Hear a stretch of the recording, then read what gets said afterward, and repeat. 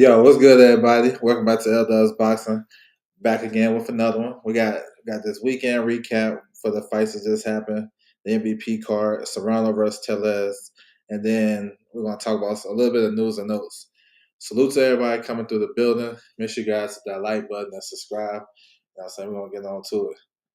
So just to recap, man, it was a good card. It was a long card. You know what I'm saying? This shit started like 2:30 on the East Coast. It's just finishing up probably like 20, 25 minutes ago. You know what I'm saying? A lot of young fighters on the card. Got a great opportunity. I mean, the main event was fun. I thought Tellez, her stock went up. I feel like she did a great job against the future Hall of Famer, Amanda Serrano. So let's get into it. Here's the card right here. So, like I said, it was a long card. It started on the YouTube channel on the Zone and MVP. You know what I'm saying? Down in Puerto Rico, we had the pro debut of Teredo. He looked good. You know what I'm saying? He stopped his opponent, Justin Hill. Lozano versus Colo was a pretty good fight. Two prospects from Puerto Rico. Lozano, he got the decision win. Figueroa got the win over Rodriguez. Elise Soto, another up and coming women's fighter, she signed with Amanda Serrano. She stopped Martinez, so she's 10-0. So they can push her. See, can they get her in with some and she fights at featherweight, super featherweight, 130. So maybe they can get her in with some tougher competition and see what she got. You know what I'm saying? She fought 3 minutes, but it didn't go the distance. She got the stoppage win. Chaparro versus Lil. That was a good fight too. Two undefeated guys. Chaparro got the victory, but that was a tough fight. That was like his toughest fight of his career. The first time Chaparro went the distance. So that was a good one. The next one, Echeverria versus Bernardi. That was a close fight. That fight could have went either way. That was probably one of the better fights on the prelims. Um, Echeverria got the decision. It was real close, but that shit could have went either way. You know what I'm saying? Henry Moncho LeBron came back. Haven't seen him in a long time. He looks sharp. He been out the ring for a while. He's a solid contender at 130 pounds. Southpaw from Puerto Rico, and he just signed with MVP. He beat Juan Tapia. He stopped him. The corner of Tapia stopped the fight, but LeBron looks sharp. He's a boxer. You know what I'm saying? He's a good, slick boxer, and he know how to walk his opponent to some good shots, and that's what he was doing. He got some world rankings with the WBO and the WBA. So hopefully he can get in position because time is now. He was with Top Rank for a while. They didn't really do too much with him. He went to Matchroom for one fight. He fought Christopher Diaz, and they didn't like that performance. So the time is now for him. So let's see if MVP can move him and get him in position for a world title shot. Uh, Young Paul Rivera versus Alfredo Cruz. That was a good fight too. Pretty close, very competitive. It was some good back and forth action. I thought Rivera edged it out though, and the scores indicated that he got a majority win. But that was a good fight. Honestly, they can run that back. That was pretty solid. Really, all the undercard, the prelims was matched real tough, even the main card. And then the main event of the prelims, Yankee Rivera versus Jonathan Gonzalez. So Gonzalez, he got an upset. It's an upset in the eyes of a lot of people that don't really understand Jonathan Gonzalez. But for me, I feel like that was a 50-50 fight. He hurt Rivera early in the fight. He scored a knockdown in the second round, I believe. But he hurt him bad in the first. He didn't drop him. I was thinking maybe he'll be more intentional and try to get that kid up out of there because he was ready to go. But I have to give props to Rivera. He fought his way through the whole 12 rounds. But I thought Jonathan Gonzalez won clear. Something like 117 to 110 for me, 116, 111. So Jonathan Gonzalez, he wins a WBA interim title at 112 pounds. He's a former champ at 108. He's coming off a first round knockout loss, but that was some controversy to that. But now he back at 112. He fought at 112 a couple of years ago. I remember he went to Japan and lost to Taraji, but then he went to 108. Now he's back. So yeah, good win. He's managed by Amanda Serrano too. He won the performance of the night bonus, so he got got a little change. And let's see what they can do with him. Rivera is coming off of two back-to-back kind of bad performances. Like the performance against Cordova wasn't good, and then this one he just fell behind to me, and he was getting hurt with a lot of clean shots, and that's kind of telling because he don't even have 10 fights yet. You know what I'm saying? So that's a good win by Gonzalez. Main card, Ebony Bridges got out hustle. You know what I'm saying? Alexis Arizia, she out hustled her. That was just plain and simple. She was a little rusty and stuff like that, but she got out hustled. Her defense won't like that. Well, her defense never been like that. And yeah, she lost again. So that's a setback for her because they were looking to do a rematch with her and Shannon Courtney. They're trying to do an all female UK card. So she was gonna be a part of that. Maybe she still can come back, man. Salute to her for going 8 rounds after having a baby, former world champion. I salute her on that. It's just the defense wasn't there, and she lost to Alexis. Alexis tough, strong, and she took the fight to her. She even hurt her. I thought it looked like she hurt Ebony Bridges uh, early in that fight too. But a good win by her. Maybe she get another opportunity with MVP. Crystal Rosado, she came back and rebounded from her first loss to Sharetta Metcalf in her last fight. She beat Tyann Waters. That's a good win for her. Um, she's I like her. She got some good skills. She's solid. And actually, I thought she beat Sharetta Metcalf too. Close fight, but I thought she edged it out.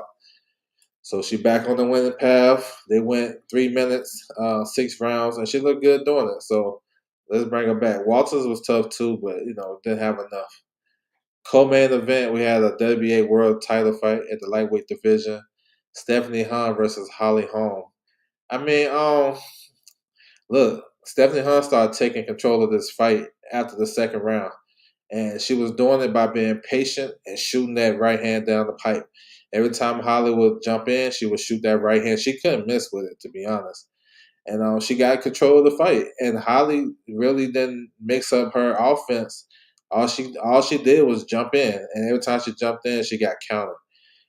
So I thought Stephanie Han was on her way to a unanimous decision. She ended up getting it, but she suffered a head clash, and they stopped the fight in the seventh round, and they count the 7 rounds. So Stephanie Han won by technical decision. I thought it was a rightful decision. It was competitive. It was solid, but I thought Holly wasn't doing enough. She won't letting her hands go. And that type of fight where you got two counter punches, somebody got to make up their mind and be the aggressor. And what Stephanie Han did, she kind of tricked Holly out her position and act like she was going to be aggressive, but then pull back and she was shooting the right hand down the pipe. And it worked to perfection because I thought she did real well. Now maybe they can run it back because both of these ladies are like from the same region. Holly is from Albuquerque and Stephanie is from El Paso, Texas. So that's the southeast. They probably can do some business. Let's see. Um, let's see if they run it back. I'm cool on the rematch because I felt like Stephanie Hunt was in control. You know what I'm saying? I didn't feel like it was a close fight. Like if it was like if it was like 4 rounds to 3 and it was like back and forth, okay. But this was probably like a 6 rounds to 1 type of fight. I thought Holly won the first round, and then that's about it. So we'll see. Okay, Stephanie Hunt is a lightweight champion, right? WBA champion at 135. It's some business at 135 with MVP. They just signed, and we seen Caroline Dubois, the WBC champion. They also signed the WBO champion, Terry Harper. Dubois versus Harper is supposed to unify sometime this year in the UK, and MVP's first show in the UK. So what's left for Stephanie Hahn? Does she run it back with Holly Holm? Holly Holm is a big name. If they can do it in Texas or New Mexico, that'd be probably cool. But it's one fight that I think that probably makes sense too is Alicia Baumgartner versus Stephanie Hahn. Alicia Baumgartner really don't got no opponents at 130. She's a unified champion. She looked good in her last fight. But who's she gonna fight? It's Smoke at 35. Caroline called her out. You got Turhan is up there too. She's the IBF champion. Who is she gonna fight? She's not gonna fight Amanda Serrano. Amanda Serrano stand at 126. You know what I'm saying? That's a big fight, and it should happen. I don't know if that's gonna happen, but I think Stephanie Hunt actually makes sense for Alicia Baumgartner. And they fighting 3 minute rounds. Alicia fought 12 3 minutes. Stephanie Hunt fought 10 3 minutes. She was on her way to 10. So I can see that happening. They're in the same stable. But, with the headbutt and maybe them calling for the rematch, Stephanie Hunt and Holly Holm may run it back. You know what I'm saying? It's too early to say, but I can see that. Yes, indeed. Boxing shower in the building. Salute. What's good? Salute to you. Hakan in the building. Good morning. What's good, man? Salute to you. He said, let's run it back. El Paso or Albuquerque. I'm cool with that. Yeah, after tonight, no AB and Amanda. Yeah, I didn't think it was gonna be, even if she would have looked amazing and had a first round knockout. That fight ain't gonna happen. The politics of it ain't gonna happen. Amanda ain't going back up to 130. She's staying at 26. I doubt if Alicia Baumgartner gonna go down to 26 to fight her. And I don't even think they never even, like, behind the scenes, the fight never been real. It may have been some little tidbits out there in social media, but behind the scenes, they never talked about fighting, from my understanding. But it's boxing. We'll see. Main event: Amanda Serrano versus Raina Tellis. Man, this is a good fight though. A lot of people thought Tellis was gonna get ran through. Salute to her for taking this fight on short notice. She missed weight. I don't hold it against her. She took the fight 2 weeks notice. 2 weeks notice during the holidays. You know what I'm saying? So I cut her some slack. Even though she moving up in weight and she missed weight, I don't cut her nose. I ain't tripping off that. But this is a good fight. I thought she performed real well. Amanda definitely got to a good start, throwing a lot of punches, and was a typical Amanda Serrano.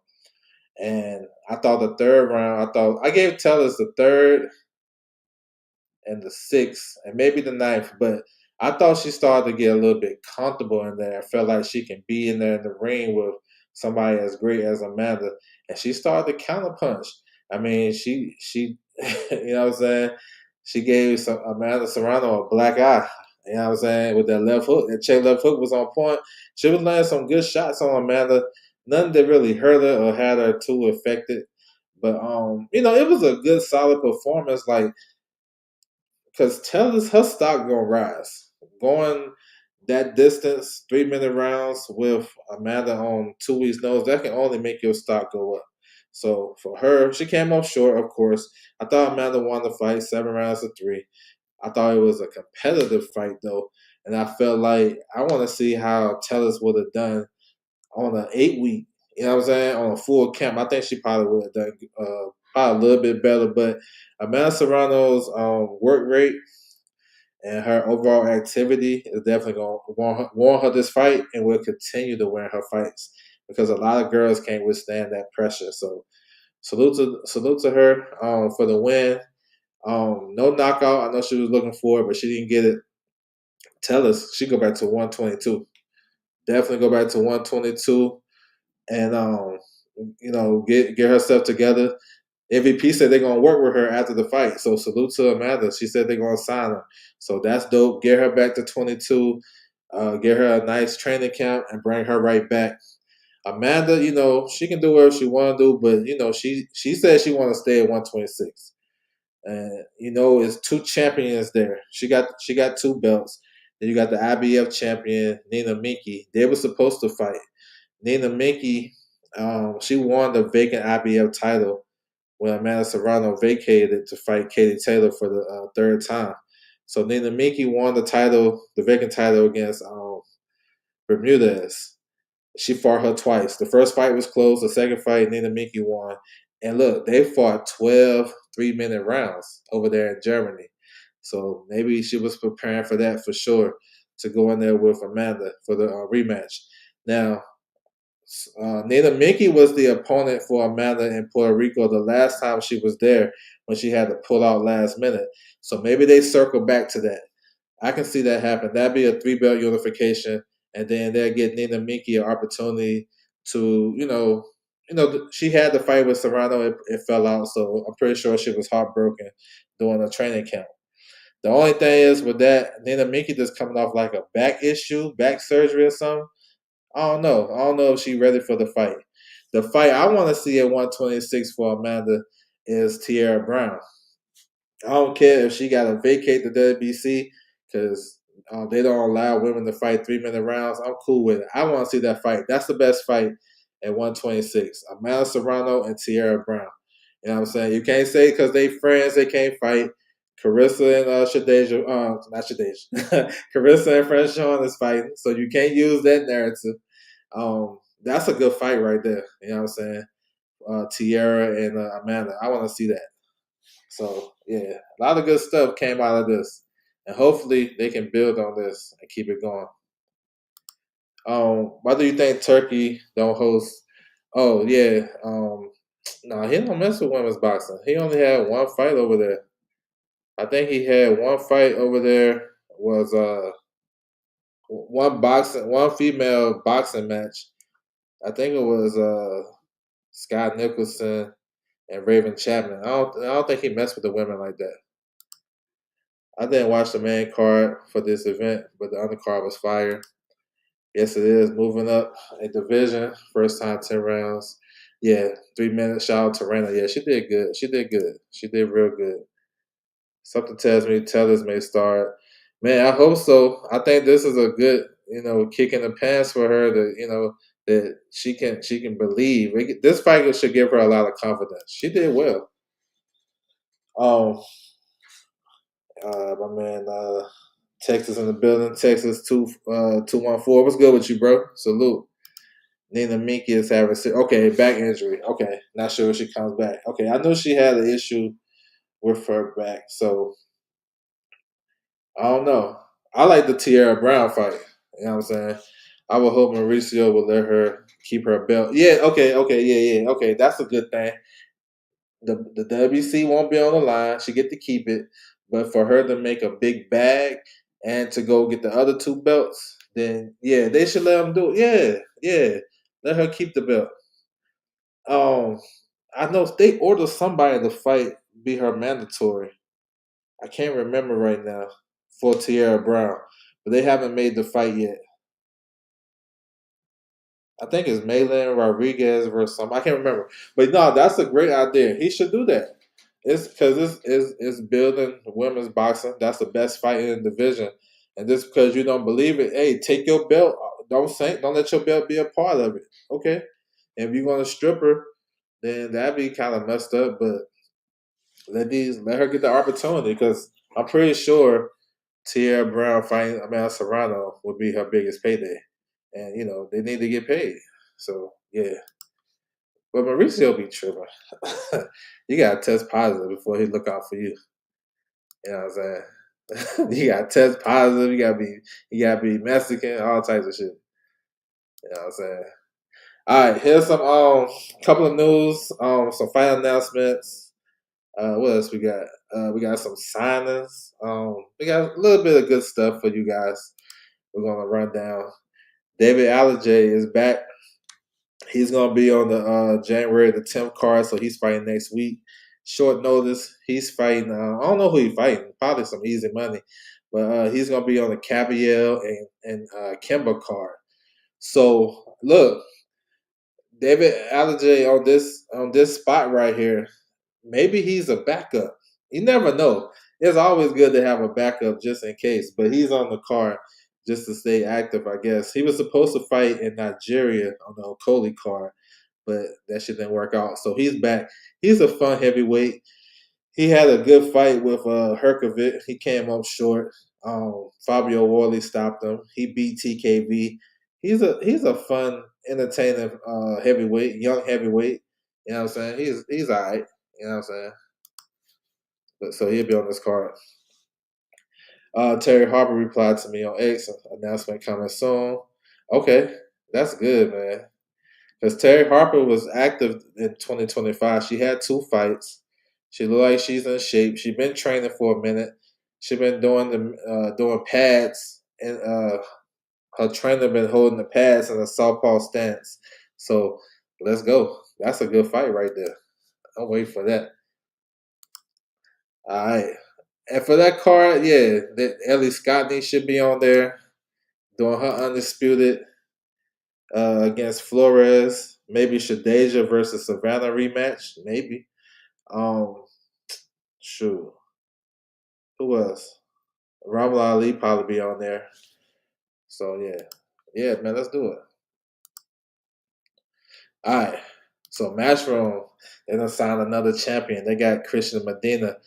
He's the WBO champion, bantamweight champion. He just went up to Japan, I think September, and he stopped the champion Takei. You know what I'm saying? Takei took his title. You know what I'm saying? Good performance. So he's coming back. He signed with Matchroom, and he's coming back. He's gonna fight February the 6th. A Matchroom on the zone. He's gonna face former world champion Adrian Curiel. Good fight. It should be entertaining, real fun. This is a underrated move by Matchroom because they are making a play to re-sign Baron Rodriguez. Why is this important? Baron Rodriguez is eyeing 118 real soon, and he's a unified champion. He'll probably fight Medina. If Medina comes through, definitely. You know what I'm saying? So they just basically signing opponents so they can get ready to re-sign Bam. You know what I'm saying? So that makes sense. They also have the WBA champion in recess, Antonio Vargas. He got some business to clear up with the new champion, uh, Susumi. Susumi. So if he can get his belt, get his full title back, then Matchroom will have two champions at 118, and those are future opponents for Ben Rodriguez. So this is a pivotal signing. Very important though. This is little moves these promoters do that kind of fall behind the wayside. A lot of fans don't really pick up on, and they wonder why he fighting this guy. But the plan is in motion. So I mean, when you sign a guy like Ben Rodriguez, who is young, talented, pound for pound, top four, top five, you got to have opponents for him. Whenever you sign somebody, you got to have opponents. You got to have a plan for him. And this seems like a pretty solid plan because Medina can fight. Courier is a former world champion. And this is a good fight. This is February the 6th. This is live on the zone. So y'all tap in. Super Bowl weekend. Chantel Cameron posted it too. I wonder who she gonna fight and what division, huh? Because she said she want to do 3-minute rounds too. So who would she fight? Because Katie Taylor still have the belts. She dropped the WBC, and she still got the other three at 140. Huh? I'm gonna do my research on that. Yeah, Chantel Cameron. Yeah, definitely. She can be on that UK card as well. All right, we have a fight announcement. Ryan Rositzky is back. He's coming off a bicep injury, man. He had a bad 2025. He was supposed to fight for the world title against Badu Jack. In hindsight, he probably could have won that fight the way Badu Jack looked in 2025. But he had some setbacks. He's still in position to fight for the WBC title, but he has a fight date March the 7th. So let's see if he comes through that injury free and then get him back in the title picture. He's a fun fighter too. Queensberry, they signed WBA champion Jazza Dickens, the super featherweight champion. He just got upgraded because Lamont Rose Jr. Vacated his title when he stepped in the ring against Pitbull Cruz. And Jazza Dickens was the interim champion. So just like Resendez, he got elevated. So he got a good fight coming up too. I love this fight. Jazza Dickens versus Anthony Kakashi. That's going to be a war. March 14th in Ireland. That's going to be fun. And also you have Pierce O'Leary versus Mark Chamberlain. That's a fun fight too. So I like this. And you know the Irish is going to come out. You know what I'm saying? They're going to come support this event. This on St. Patrick's Day weekend as well. So yeah, this is good. We haven't heard much from Kakashi since he pulled out his fight with Ray Ford for the Saudi card in August. We haven't heard much from him. Before that, he was on a pretty good run. He beat Cordina. He beat Josh Warrington, and he beat Lee Wood. He beat Lee Wood last year. Jazza Dickens got a resurgence in his career too. You know what I'm saying?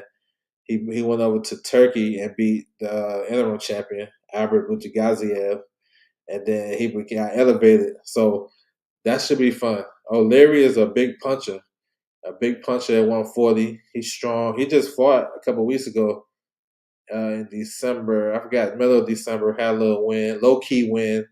Mark Chamberlain is coming off a great fight with Jack Rafferty in his first fight at 140. So these two fights is great. Let's see what they add to it. Um, yeah, they should be able to add more Irish fights on this card. So that's pretty good. So Jazza Dickens is supposed to fight on the anyway card. He lost that opportunity because his opponent had a broken eye socket. So he looked like he's gonna get a bigger opportunity and a bigger. I don't know about his pay, but maybe getting a bigger payday, and he's gonna fight Kakashi, and that's gonna be a fun fight, real good. Um, he called out Ja. Haven't heard Ja respond. Um, yeah, I don't think Ja needs to respond because he wants unification, and we've been realistic. That's probably a 2 or 3 round fight for Ja because the Ramos Zixi don't have no defense. But that's cool that he called him out. I think Ja is looking to fight Noel McKaylen next to unify the WBC. Yeah, he and Kakashi, that'd be a good fight. Yeah, it will. He did Wood bad. Yep, he stopped Wood. He hurt him to the body. Wood was having like a comeback round, and he dropped him, and then he ended up stopping him. He hurt him to the body, hurt him, stopped him. Kakashi is on a nice little resurgence too. I think he like 36. You know, I thought Wood was done in there, and he and Warren's a comeback. Yeah, they're gonna fight February 21st. That should be entertaining, but the loser gotta go home, I guess. Maybe the winner too. I think both of those guys shot. Lee Wood just turned 38. That's crazy. He's 38. I didn't even think he was that old. I would give him about 30, maybe 32, 33. This dude 38. Damn. All right. So this one right here is low key, but I got this from the IBF website. So if you look at it, you can put shit two and two together and see which event this is. So this is Juan Carrillo versus Ateem Overton. Overton is out of Philly.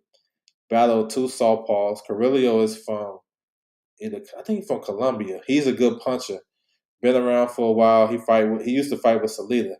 So y'all see that date, February 21st, Las Vegas, Samson Boxing. So that's a PBC.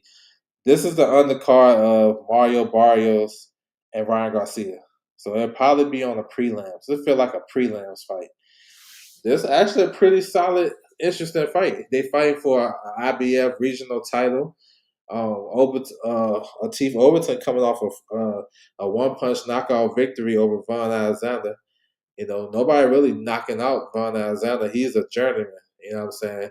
And Carrillo got good power. So this is an interesting fight because the winner takes a bigger step in the light heavyweight division against, what I'm saying, they can move up the rankings and possibly get a big fight.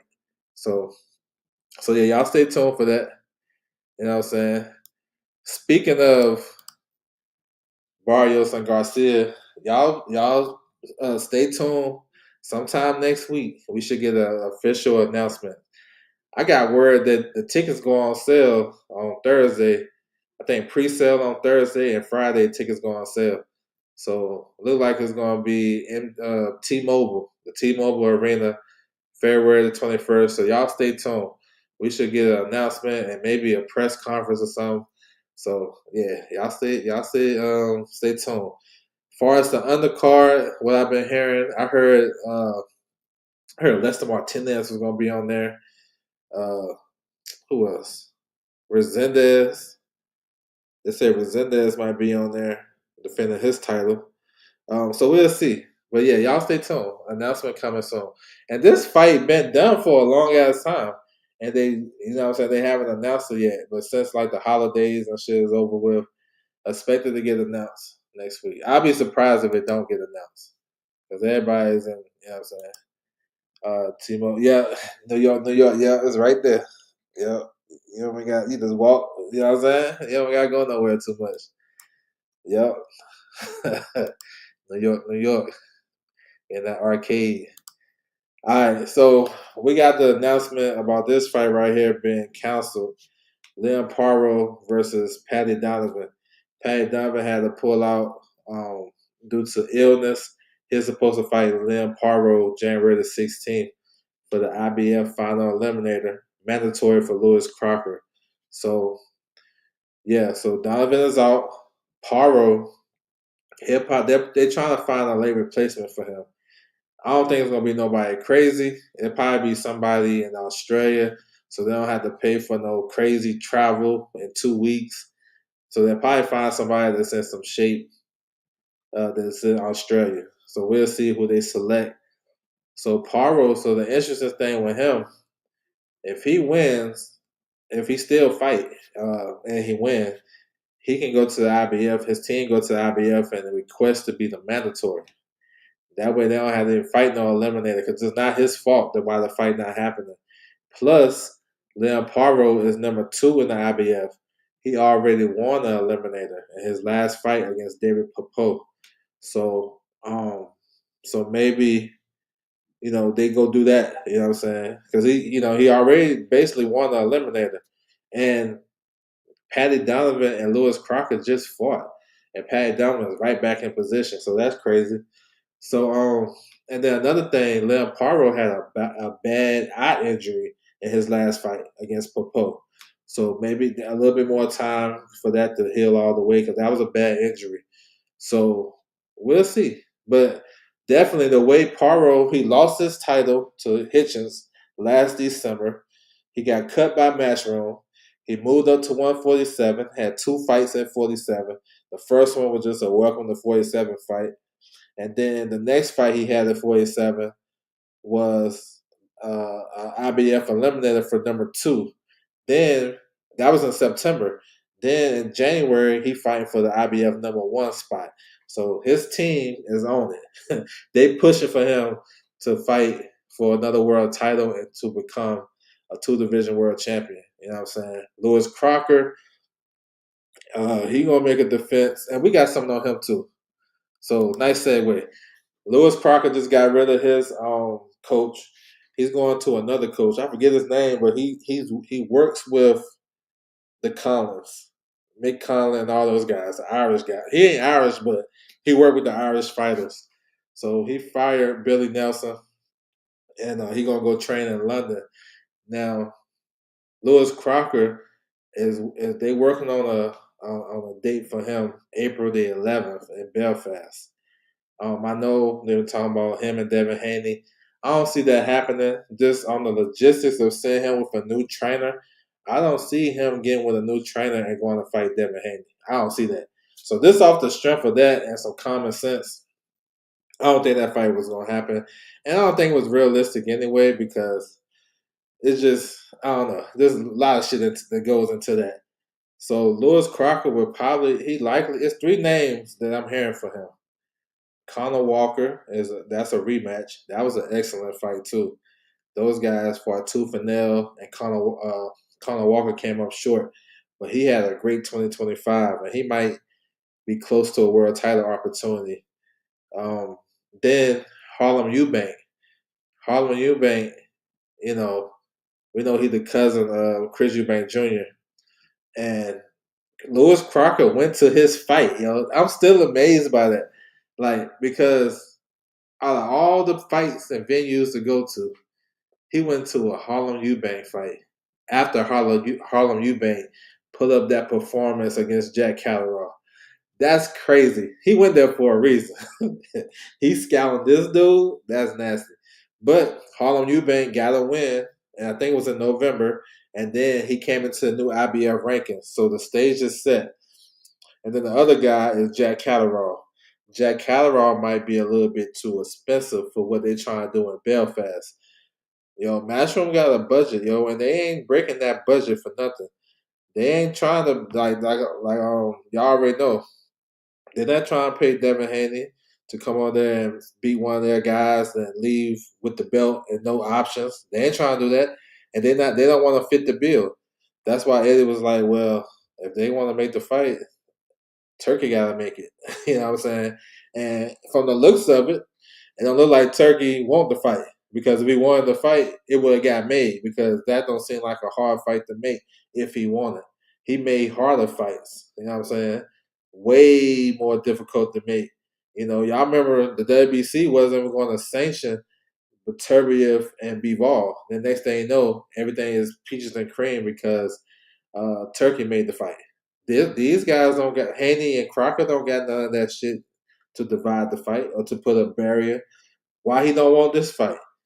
I don't know. You know what I'm saying? Everybody got their own assumptions, but maybe he don't want to do this fight. Maybe he want to do a bigger fight for them. So let's see. So it's a potential that, you know, Leon Paro, if he actually become mandatory after his fight January 16th, then after Crocker have his defense, then they'll probably order that fight, Lewis Crocker and Leon Paro. So yeah, that's another thing too with Haney too, because I'm like, bro, if Haney fights Crocker, beat Crocker, is he willing to do a mandatory? Because if he, you know what I'm saying, after that, the other champion is gonna be looking to do something else anyway. Barrios and the Barrios and Ryan Garcia winner, they got to fight Conor Ben, so that's a summertime fight if they do it. Who knows what Rolly doing? He has a mandatory in Shakran Giasov. You know what I'm saying? I'm pretty sure Eddie trying to push for Giasov to get the opportunity. If he'll have two champions in his stable. You know what I'm saying? So I don't see David Haney getting this fight unless he, you know, do like a little multi-fight deal. Like a little quick 2-3 fight deal so he can be positioned to be undisputed. Because look, you gotta look at this. If Giasov get that WBA title from Rolly, Matchroom got two champions. And if you sign Devin Haney and promise him those unifications, bro, I think that'd be the move. You know what I'm saying? He might have to do a mandatory. Paro, okay, that's 3 fights. Do a mandatory, and then you can, you know what I'm saying? I don't know. I'm just throwing shit out there. But I don't see no promoter just giving Devin Haney the opportunity and their champion and their fighter, and then walk off with the belt and lose the value of that fighter. I don't see it. I don't think even his fans see that either. I didn't like the fight with Walker, but I'm interested in the Harlem on Jack. I'm more interested in Jack. If Jack, because Jack, he seemed like he deserved a title shot more. But Jack may be fine. Yeah. Um. Yeah, I was the one that put that out really, but I don't know if it was explained all the way. Jack Catterall is tapped in with Turkey, same way with Devin Haney is. Now I'm not gonna go as far as say that they boxing Devin Haney in. I'm not gonna say that. I'm gonna say this: that might be a fight that Turkey is willing to invest in than the other fights, especially if Ryan Garcia not available, Barrios, those guys not available. Conor Ben don't want that fight right now. He don't want the fight.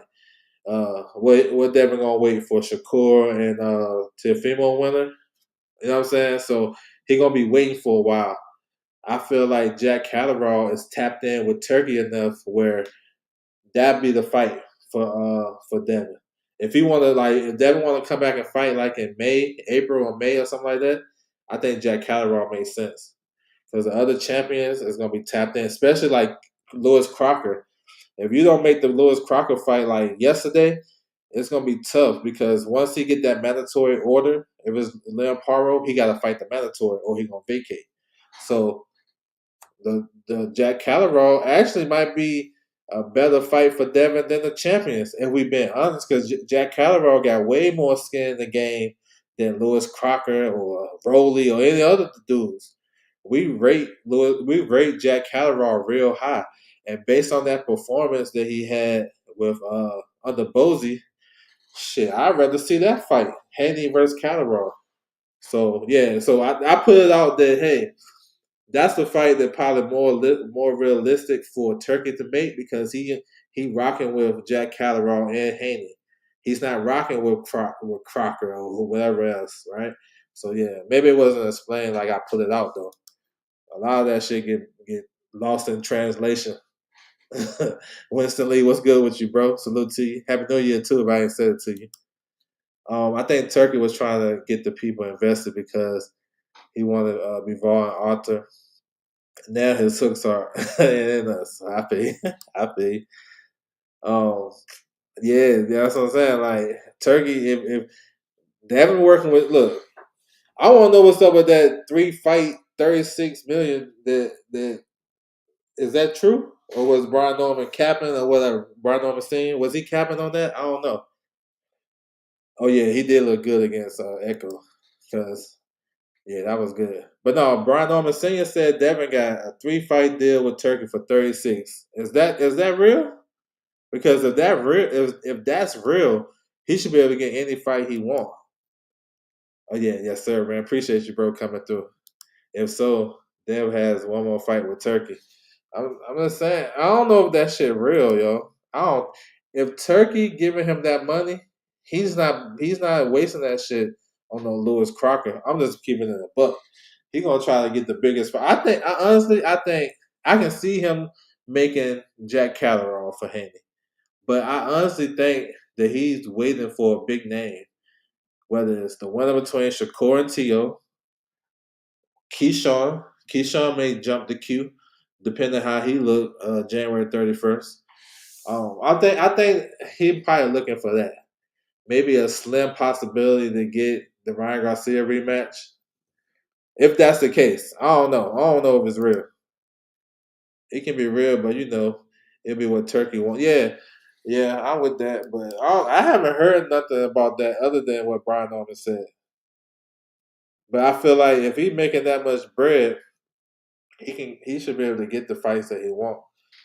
That's what I'm thinking. I don't know. Maybe I'm tripping. All right. So we know Janabek tested positive for a bad substance that canceled his fight with Arislani Lara top of December. Um, he tested positive for meldonium, that shit that Povetkin had in his system, trying to get ready for Deontay Wilder, and that fight got canceled. So he's gonna open up his B sample January the 8th. And I think that's the time because they gotta give him his just due and all his whatever.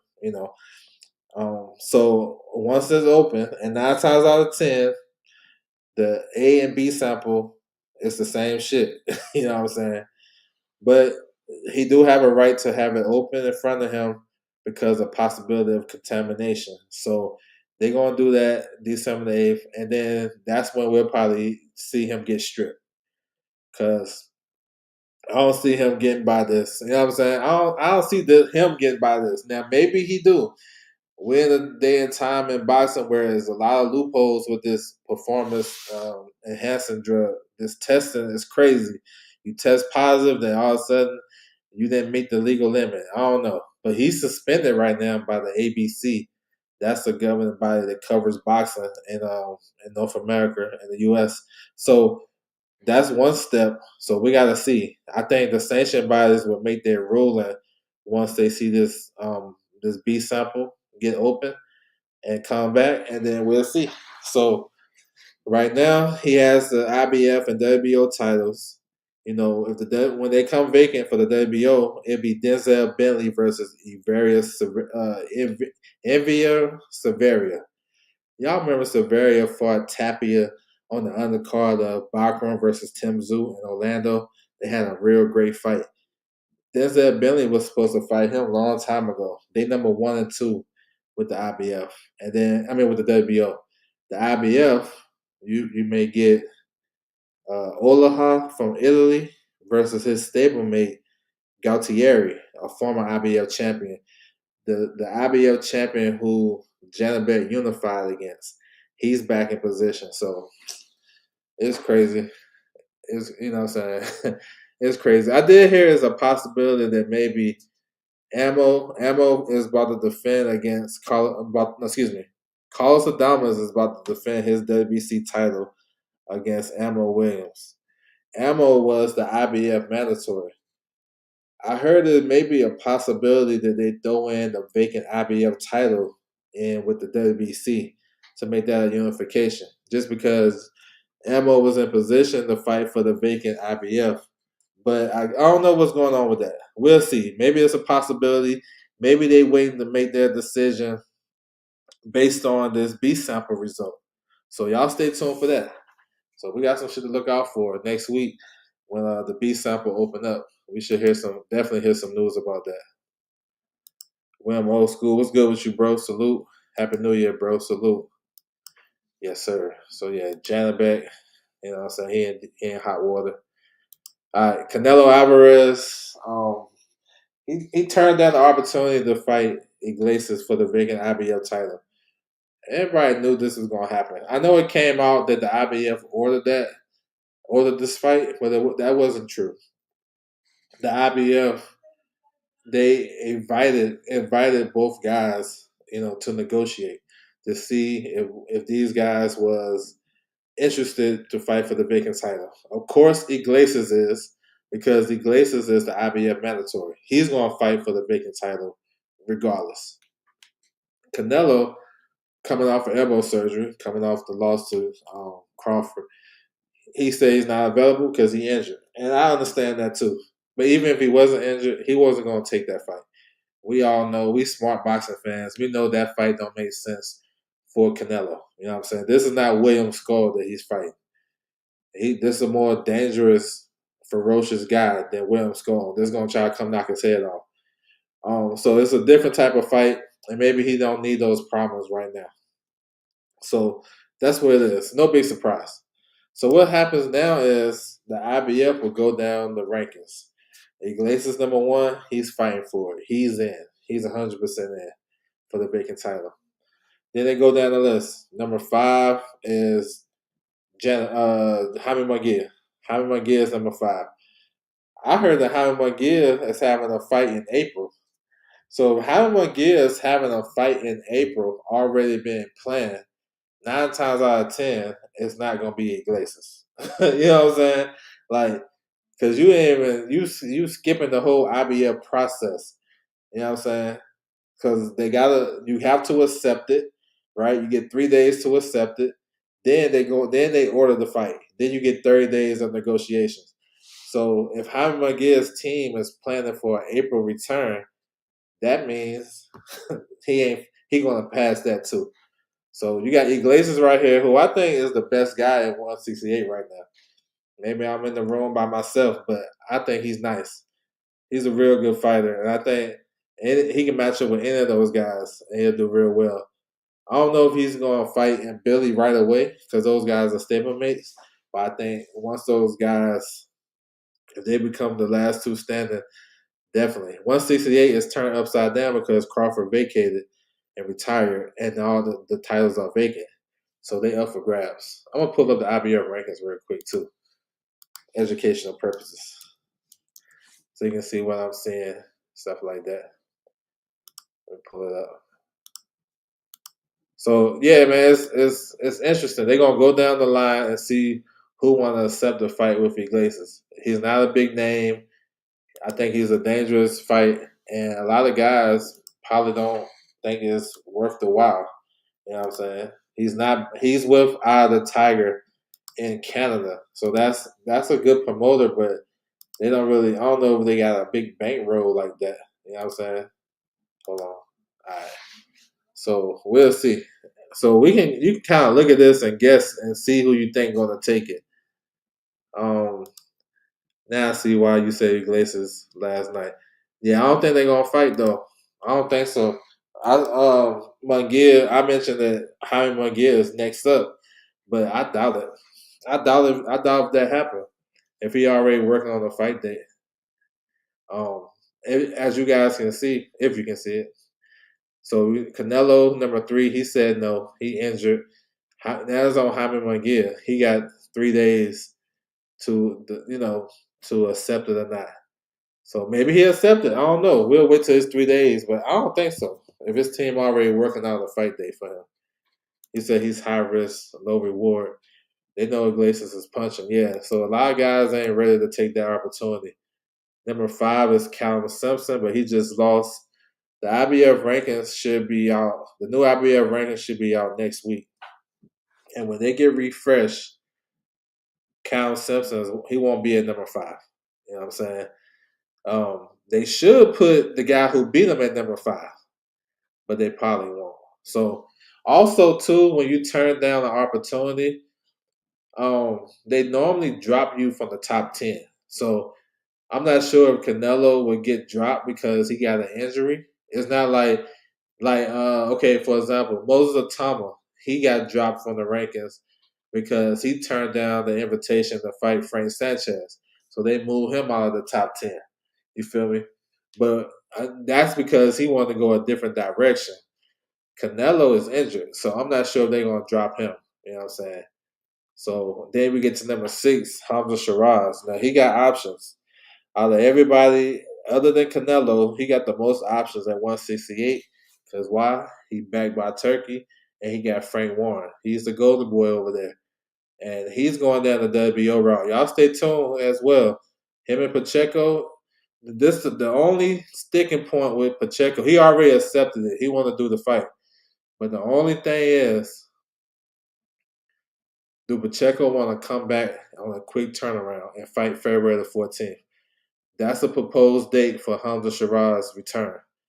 If Pacheco willing to do that, Pacheco going to take the fight. Because Pacheco is actually next in line in the WBO rankings. Like the title is vacant. He's the next one. He's gonna fight for the vacant WBO title. So the whole sticking point is will he try to wait and push it out to like April or you know what I'm saying, end of March, give himself some more time to recover after a tough fight with Kevin Saljo. That's tricky. Eddie Hearn is good for that. He did that shit to Ray Ford. Ray Ford fought March the 2nd in a tough fight, come from behind victory against Komatov, last second knockout. And then June the 1st, he had to go to Saudi and fight Nick Ball. And he came up short. And Ray Ford was ready to go up to 130. You know what I'm saying? He struggled to make 26 for the longest, and then the money called him. You know what I'm saying? So would that entice Pacheco to do it again? I don't know. Pacheco don't have the same team around him like he had earlier. I mean, he don't have the same team. He got rid of Jose Benavidez, and Jose Benavidez was more so like a manager too for him, coach and manager. So will he? I don't know. Will he get talked into it? You know what I'm saying? Or does Pacheco have enough pull to say, you know what, I want to wait till April? I don't know. Maybe Eddie forced his hand because Turkey is pulling the strings. I don't know. He's in a dilemma. But with the IBF, though, I think it's going to get to number 7, Pavel Sagani. I think it's going to get to him, the Russian fighter. I think it's going to get to him because I really don't see none of these guys in front of him taking it. I think it's going to get to him. And he seemed like a type of guy that would take that. And he's a level of opponent that Iglesias has been fighting. You know what I'm saying? He's that same type of level with Vladimir Shishkin and the other guys that he's been stopping. Shevchenko, he's in that type of level. Well, a little bit, in that range of level of competition. So yeah, it's interesting, man. But I know Canelo won't gonna take it, and it's the low hanging fruit to say, oh, they ordered the fight with Iglesias and Canelo. A lot of people don't fact check their shit, or they be quick to drop it and don't really do the full thing, or they don't understand the rules in the IBF. The IBF, man, everybody can go tap in with it. Just go to their website, look at the rules. Like they talk about the purse splits. Um, so for the champion, it's 65%. You know what I'm saying? Um, for the mandatory is, they get 35. If the champions ordered the fight a mandatory, that's number 3. They haven't won the eliminator. The purse split is 85-15. You know what I'm saying? So if a champion is fighting mandatory, that's like number 3 or below, the split is 85-15. That's crazy. That's crazy work. But the mandatory, number one contender is 65-35. So I read that shit. I be trying to tap in because I be trying to figure out like, okay, how they gonna do this? You know what I'm saying? If you win a vacant title in the IBF, you have to make a mandatory defense right away unless you drop an exemption. Like for example, they kind of bend the rules too to suit the promoters. Like for example, look at Liam Paro. Well, that's a different situation.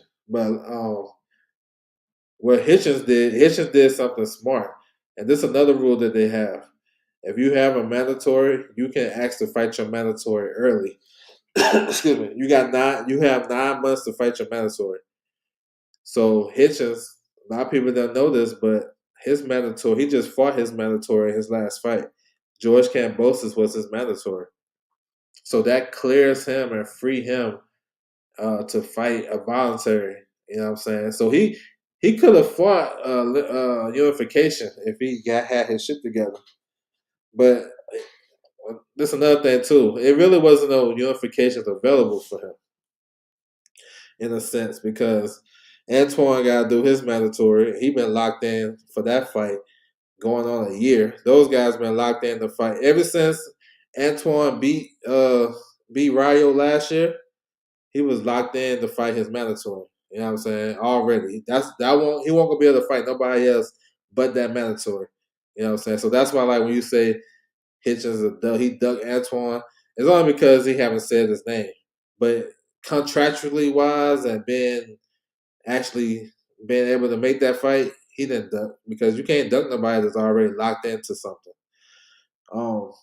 So and then the Teofimo shit. Teo was looking for a bigger bag and shit, and he chose. He got the Shakur fight. So I mean, Hitchens, it's you can see something on his side and you can talk for him, and then sometimes you can't because he'll put his foot in his mouth. So some ways I'm like, hold on, he ain't. I don't think he ducked that dude, or he was in a position to duck that guy. But I guess you can say, well, he don't be saying Antoine's name like that. But then when he did say Antoine's name, and they went back and forth on Twitter for that day, then they just bypassed that. You know what I'm saying? But then they also bypassed that Antoine had a mandatory locked in for a good part of 2025. You know what I'm saying? So it's kind of hard to duck somebody that's already got some smoke. You know what I'm saying? It's hard to do that. I mean, that's what they tell me. You can't duck nobody. You can't duck nobody that already got a fight coming up, or you can't. It's not a duck if you fight somebody that's more dangerous than the original opponent. So you know what I'm saying? I look like Jake then duck Tank. You know what I'm saying? Because AJ was definitely more dangerous than Tank. And everybody say nah, they tripping because this in any sport. If I had to go against I'm 5'11", 5'10", 5'11", right? You know what I'm saying? So when I used to play ball. If I had a 5'5" guard checking me, I'm busting. I don't care. He can't block my shot. I can see over him. I'm getting all my passes off, all that shit. But if I play against a 6'6" point guard, I'm like, all right, I gotta use my speed. I gotta, you know what I'm saying? I gotta get around this dude. I gotta have him chasing me. You know what I'm saying? I can't go straight up on him. So which one is more intimidating? 6'6", 250, or 5'5" on a good day, 133? Y'all know which one is more dangerous. So, you know what I'm saying? That's what it is. I don't think a lot of the duck word in boxing be thrown around like a mug, bro. I'm telling you. They be throwing that shit around. If that's everybody duck. Motherfuckers ducking. Well, it's crazy. Everybody got a duck story behind them. And a lot of times it don't even be nothing close to that. You know what I'm saying? Like people might say Canelo duck Iglesias. How's that a duck if dude just had elbow surgery? And his people already said he's gonna bypass the May date this year anyway. You know what I'm saying? So I don't know. I think we get that's an overused term in boxing. Duck. 6'6". Yeah, that shit way dangerous. Like nobody be. I'd be more hesitant to go in the lane against somebody that size than somebody 5'5". I ain't gonna lie. I'm posting dude up to be honest. 6'6". I might have to, you know what I'm saying, get my guys to set some screens, get me open, some that type shit. You know what I'm saying? But it's a 5'5", bro. Man, we 1-4 up that shit. We getting out the way. You know what I'm saying? So yeah, it's just funny how that shit works. Um, yeah, bro. Hey, get ready for a good January, man. We got kicked off with the Man Serrano shit. That was cool. I like how they did with their up and coming fighters. The prospects got opportunities, and a lot of the fights was very competitive. That's a good thing in boxing when we have competitive fights. You know what I'm saying? All up and down the board, prospects to the championship level. Next week we're gonna get it kicked off. We got two cards next week. We got the Cabiel versus Kemba card in Germany. I'm hearing that shit is sold out there. You know what I'm saying? They haven't had like a real big card since the Klitschko days. So um, I'm looking forward to that. Yalir Herrera, he's on that card. He's fighting a WBC eliminator. You know what I'm saying? Uh, for if he get that interim title, no, it's an interim title, not an eliminator. He's facing Ricardo Nunez for the WBC interim. And he wins, he becomes the mandatory for Shakur.